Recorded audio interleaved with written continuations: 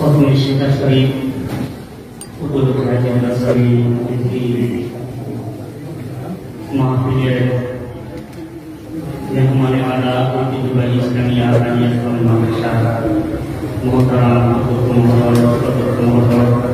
ওলামা ইকরাম প্রথমের আয়োজক আসসালামু আলাইকুম ওয়া রাহমাতুল্লাহ। আমাকে বলা হয়েছে যে আমরা যে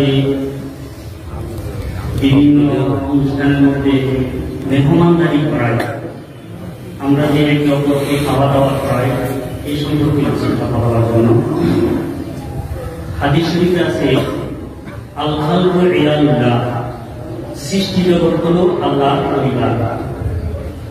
কেহ যদি সৃষ্টি জগৎকে সেবা করে পরোক্ষভাবে মহান আল্লাহ তাআলাকে সেবা করা হবে। এই ব্যাপারে একটা হাদিস শরীফ আছে, আল্লাহ হাসরের দিন বলবেন যে আমি তো ক্ষুধার্ত ছিলাম, তুমি আমাকে খাওয়াই নাই। এই বান্দা বলবে যে আপনি তো খান না। আল্লাহ বলবে যে আমার বান্দা যারা ক্ষুধার্ত ছিল তাহাদেরকে যদি তুমি খাওয়াইতে তাহলে আমাকে খাওয়াবে। এই জন্য আমরা কিছু হাদিস শরীফ এই ব্যাপারে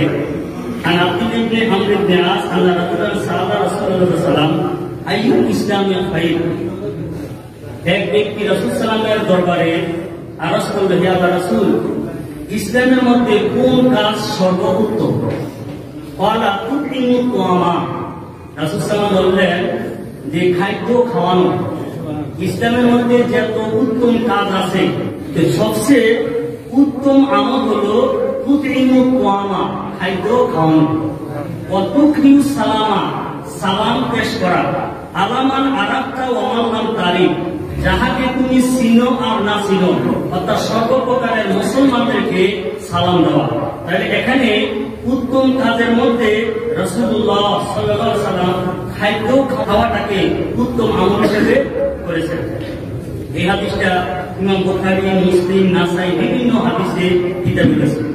আন আবি হুরায়রা ক্বালা কুনতু আখবিরনি বিশাইইন ইযা আমিলতুহু দাখালতুল জান্নাহ। আবু হুরায়রা বলেন, আমি রাসূল সাল্লাল্লাহু আলাইহি ওয়াসাল্লামকে আরজ করলাম, হে আল্লাহর রাসূল, আমাকে এমন একটা আমলের কথা বলে দেন যে আমলটা করলে আমি জান্নাতে যাব। ক্বালা আতরিমি তুআমা, যে তুমি কি করো? খাদ্য খাওয়াও। তাহলে ওয়া আফশিস সালামা, এবং তুমি সালাম বিনিময় করো। ওয়া সলিল ইরহামা, এবং তুমি আত্মীয়তার বন্ধন অটুট রাখো। ওয়া সল্লি বিল লাইলি ওয়া নাসু নিয়ামুন, তাহলে তুমি রাত্রে নামাজ পড়বে, লোকেরা ঘুমাইবে, অর্থাৎ তাহাজ্জুদের নামাজ পড়ো। তাদখুলুল জান্নাতা বিসালামিন, তাহলে তুমি নিরাপদে জান্নাতে যাইতে পারবে। এই হাদিসে দেখা যায় রাসূলুল্লাহ সাল্লাল্লাহু আলাইহি ওয়াসাল্লাম খাদ্য খাওয়ানোটাকে জান্নাতে যাওয়ার একটি মাধ্যম হিসেবে কি করেছেন? উপস্থাপন করেছেন। ওয়ান আবি হুরায়রা ক্বালা ক্বালা রাসূলুল্লাহ সাল্লাল্লাহু আলাইহি ওয়াসাল্লাম আল কাফারাতু ইতামু তুআমি। আবু হুরায়রা থেকে বর্ণিত, রাসূল সাল্লাল্লাহু আলাইহি ওয়াসাল্লাম বলেন যে খাদ্য খাওয়ানো গুনাহ মাফের জন্য কাফারা। আমরা মানুষ হিসেবে গুনাহ করি, এজন্য একে অপরকে যদি আমরা খাদ্য খাওয়াই তাহলে এটা গুনাহর কাফারা হিসেবে পরিগণিত হয়। ওয়ান আব্দুল্লাহ ইবনে আমর ক্বালা ক্বালা রাসূল সাল্লাল্লাহু আলাইহি ওয়াসাল্লাম মান আকামা আকাহু হাত্তা ইউশবিয়াহু ওয়া সাকাহু মিনাল মাই হাত্তা ইয়াবিয়াহু ফা বা'দাল্লাহু মিনান নারি সাবা খানা দেখা। রাসূল সাল্লাল্লাহু আলাইহি ওয়াসাল্লাম বলেন, যে ব্যক্তি তার ভাইকে আহার করাইবে, এমন ভাবে আহার করাইবে যে সে তৃপ্তি হয়, এবং কোন একজন ব্যক্তি যদি তার ভাইকে পানি পান করাইবে যেন তার তৃষ্ণাকে নিবারণ হয়, তাহলে আল্লাহ রাব্বুল আলামিন বা'দাহুল্লাহু মিনান নার, আল্লাহ রাব্বুল আলামিন তাহার থেকে জাহান্নামকে 7 খন্দক, অর্থাৎ অনেক দূরে তার থেকে রাখবেন।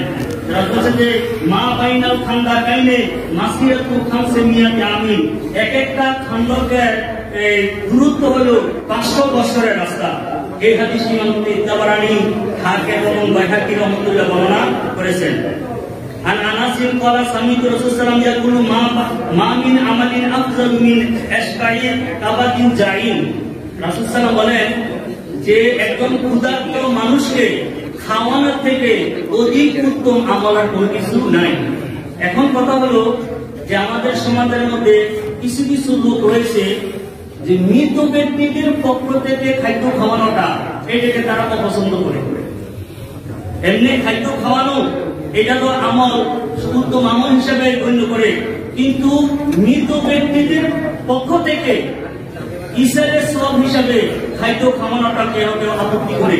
আসলে এই ব্যাপারে আকায়েদের তহাবি এবং সকল আকায়েদের কিতাবের মধ্যে রয়েছে ফি দুআইল আহিয়াই ওয়া সাদাকাতিহিম মানফাতুল লিল আমওয়াতে, জীবিত ব্যক্তিদের দোয়া এবং জীবিত ব্যক্তিদের সদকা, দান সদকা, মানফাতুল লিল আমওয়াত, যারা মৃত ব্যক্তি রয়েছে তাদের উপকারে দেয়।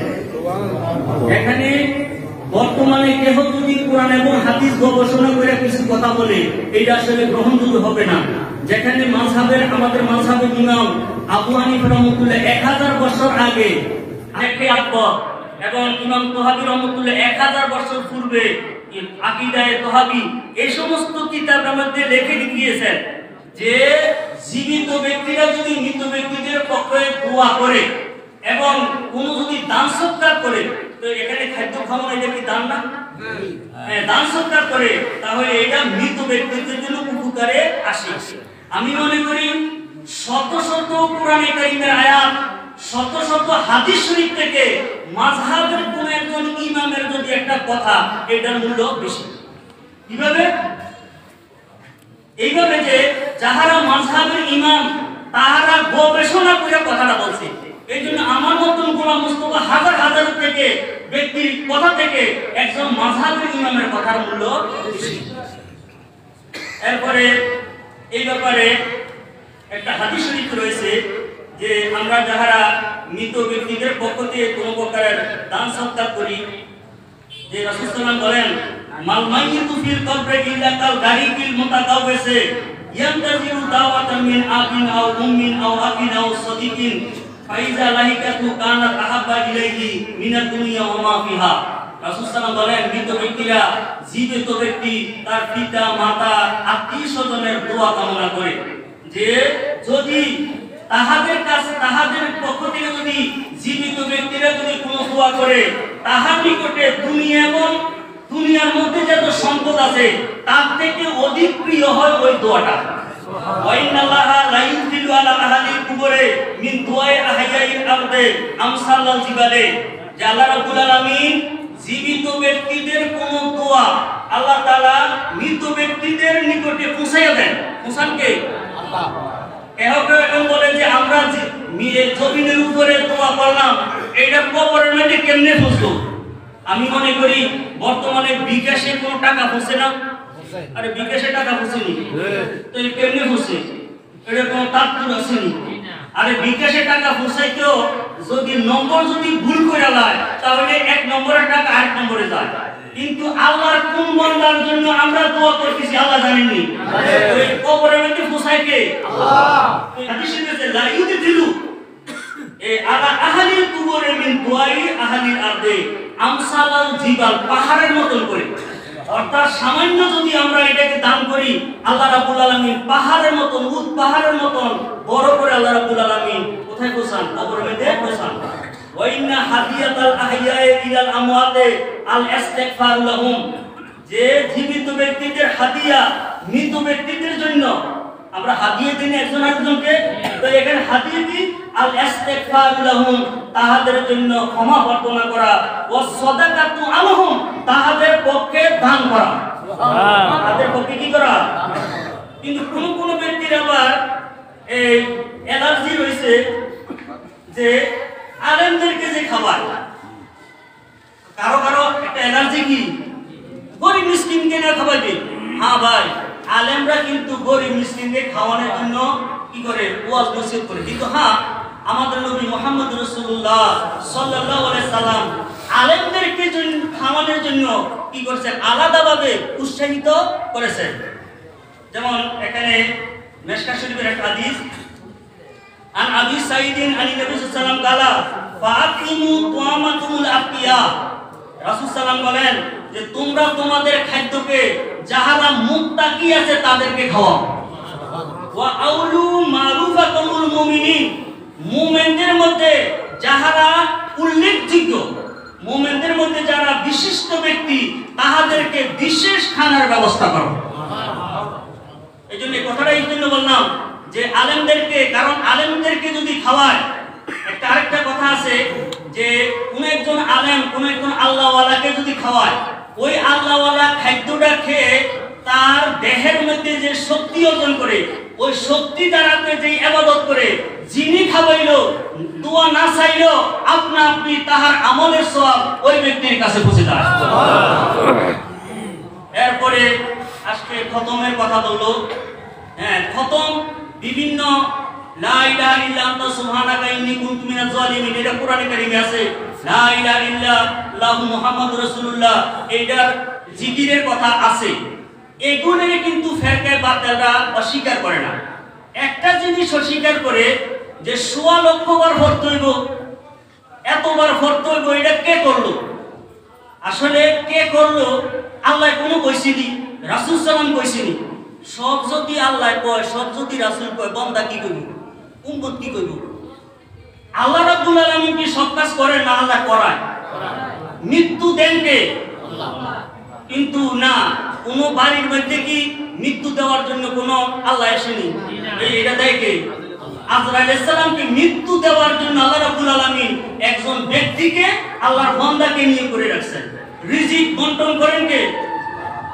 মিকাইল আলাইহিস সালাম। এই জন্য আল্লাহ যাহারা বলে যে আল্লাহ কইছিনি, আল্লাহ কোনো কোরআনে কারীম লেখছেনি, কেউ আল্লাহ কোনো কোরআনে কারীম লেখছেনি, বরং আমাদের নবী মুহাম্মদুর রাসূলুল্লাহ সাল্লাল্লাহু আলাইহি সাল্লাম পর্যন্ত কোরআনে কারীম লেখেন নাই, বরং আবু বকর রাদিয়াল্লাহু তাআলা আনহু সময় কোরআন কারীম লেখছে। লেখছে কে? আরে লেখছে আল্লাহ ওয়ালারা। কারা লেখছে? আল্লাহ। যারা কয় যে বুখারী শরীফ আসেনি, আরে বুখারী শরীফ আর রাসূল সাল্লাল্লাহু আলাইহি ওয়াসাল্লামের জমানায় আসেনি। ইমাম বুখারী একজন তিনি মানুষ। আমাদের কথা হলো যে আল্লাহর মনোনীত ব্যক্তিরা যাহা করে এটা আল্লাহর কাজ। এটা কার কাজ? আল্লাহর কাজ। আরে সরকারের রাস্তা, সরকারের কোন প্রধানমন্ত্রী, এখানে প্রেসিডেন্ট কিন্তু রাস্তা কি করে না, বানায় না, বরং সরকারের মনোনীত ব্যক্তিরা যে রাস্তা বানায়, এটা রাস্তাটা কার? রাস্তা কার? সরকারের রাস্তা না। এই জন্য মেডিস যাহারা বিশেষজ্ঞ, রোগ বিশেষজ্ঞ, তাহারা দেখছে যে একজন পাতলা পায়খানা হইলে মানুষের শরীর থেকে যে সুগার চলে যায়, পানি চলে যায়, লবণ চলে যায়। এইটা আধা কেজি পানির মধ্যে 1 চিমটি লবণ, 1 মুঠ গুড় আধা কেজি পানির মধ্যে গুললে এটা কি বলা হয়? স্যালাইন। এই স্যালাইনটা যদি খায় তাহলে পাতলা পায়খানা যদি হয়, এটা কি হয়ে যায়? ভালো হয়ে যায়। ভালো হয় না? এটা কোনো কোরআন শরীফ হাদিস শরীফ আসেনি এটা খাওয়াটা। হ্যাঁ, এটা হলো যাহারা বিশেষজ্ঞ তাহারা কি করছে, এই ব্যবস্থাপনা করছে। তদ্রুপ যাহারা মাযহাবের ইমাম, যাহারা আল্লাহওয়ালা, তাহারা গবেষণা করে, যেমন গাউসে পাক আব্দুল কাদের জিলানী রাদিয়াল্লাহু তাআলা আনহু 40 বছর তরিকতের কি করেছেন? গবেষণা করছেন। 40 বছর তরিকতের গবেষণা করে খতমে গাউসিয়ার ব্যবস্থা করছেন। সুবহানাল্লাহ। এখন 4-5 বছর হইয়া ডাক্তার হইয়া ব্যবস্থা করলে এইটা যদি শরীরের জন্য উপকার হয়, এইটা যদি আমরা গ্রহণ করতে পারি, তাহলে যে গাউসে পাক আব্দুল কাদের জিলানী রাদিয়াল্লাহু তাআলা আনহু 40 বছর গবেষণা করে খতমের ব্যবস্থা করছেন, এটা কি না জায়েজ? না। আর এটা কি ফককে না? না ফককে। এটা আল্লাহ এবং রাসূলের পক্ষে না। এইজন্য বিভিন্ন খতমগুলা, এগুলা যদিও সরাসরি কোরআনে কারীম হাদিস শরীফের মধ্যে সংখ্যার কথা নাই, কিন্তু এই সমস্ত সংখ্যাগুলা যারা আল্লাহওয়ালা আছে তারা ব্যবস্থা করছে। তারা কি করছে? ব্যবস্থা করছে। তাও আল্লাহ রাব্বুল আলামিন এলাকাবাসী যে আশা করে জিয়াফতের ব্যবস্থা করেছেন এবং খতমের ব্যবস্থা করেছেন, সমস্ত ইনসান যেন আমাদের নবী মুহাম্মদুর রাসূলুল্লাহ সাল্লাল্লাহু আলাইহি ওয়াসাল্লামের উসিলায় কোরআন শরীফ খতম করেছে, রাসূল সাল্লাল্লাহু আলাইহি ওয়াসাল্লামের উসিলায় যেন কবুল করেন। ওয়া আলাইহি ওয়া আসসালামু আলাইকুম ওয়া রাহমাতুল্লাহ।